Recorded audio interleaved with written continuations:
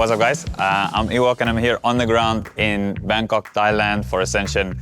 And today we'll be talking a little bit about prospects and up-and-coming players. Usually the most exciting part about Ascension for me is seeing who performs on that international stage. It's a different story to performing in your normal region and then going into playing other regions and see who steps up to the plate and who has what it takes to play in the Pacific League. So with this list, there will be new names that's joining on the list.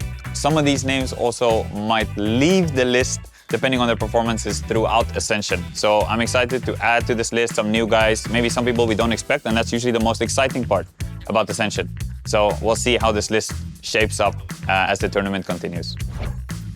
To start off our list, we'll be starting with Minimize. So on this list, I put quite a couple of IGLs just because I do feel like there's quite a shortage in Pacific for IGLs. I think they're very underappreciated and IGLs that can shoot back. As for Minimize, a big reason also why he's on this list is because of his flexibility. We've already seen him play Yoru here at this tournament, but he's kind of known more for his initiators in the past. But he's also played quite a couple of Sentinels. We've seen the Deadlock come out, so just a lot of flexibility is so important for teams to have. And next up we have Leviathan. A big reason why I put him on the list is because we talked to Potter from Full Sense and he said Leviathan has probably the best aim out of everyone in Ascension. I have been impressed with his flexibility and in terms of his team play. Quite excited to see a little bit more of that mechanic shining through because of how important that is to be really mechanically solid to be able to be successful in the Pacific League. Next, we have Damara, who's another new talent for Indonesia, another crazy duelist, loves running around with the neon. He reminds me a lot of Monyet, just a crazy kid, has some really good mechanics, and I think he's someone that's very exciting to watch, and as someone that's always following the Indonesian scene, I'm excited to watch Damara. Next, we have Styron continuing on the subject, the trend of IGLs. I think he's someone that is an extremely strong team player, and sometimes for that reason, potentially gets overlooked because of maybe he's not at the top ACS or top rating every time, but I think the value he brings is really important to every team.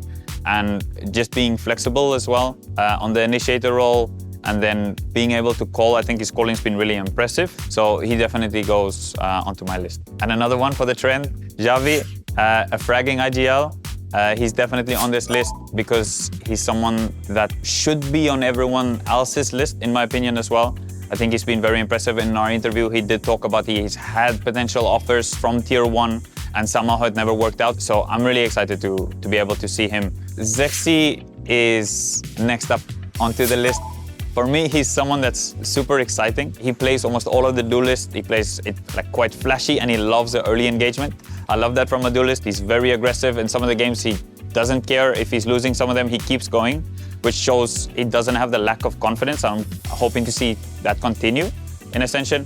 He was a monster in their grand final and a big reason why they won that series. So I'm excited to see the firepower from him. Number one on the list is Wayne. I've been really impressed with him. And we also saw him, there's definitely some recency bias, but he was absolutely insane in the recent game versus E-King. Wayne shows that he can definitely play more than just Omen. I thought his operator skill was really good on the Yoru. I didn't expect the Yoru to come out. It was really impressive in terms of how he plays around. He's always in a right spot to be able to get a pick. The playstyle changes from when he plays the controller to when he plays the duelist. But I think he has a really good understanding of how that role changes and what is expected from him.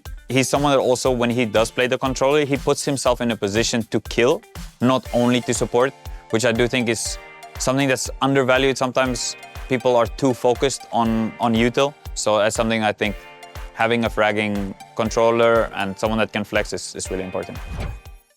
All right, and that's my list for as of today. This list will be changing as the games go on.